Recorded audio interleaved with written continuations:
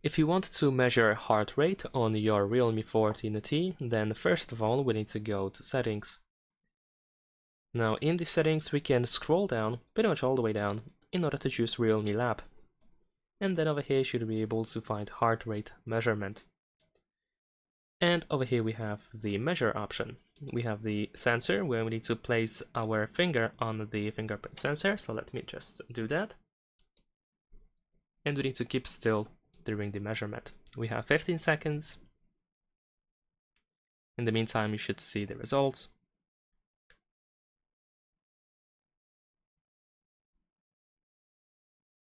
And there we go. Here's our heart rate.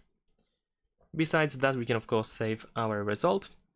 You can also select what was your status during measurement, whether it was just general status or you were walking, exercising, you were after a workout, or resting. You can also switch to choose one of these emotions as well. And that's pretty much it. Thanks for watching, leave a like and subscribe.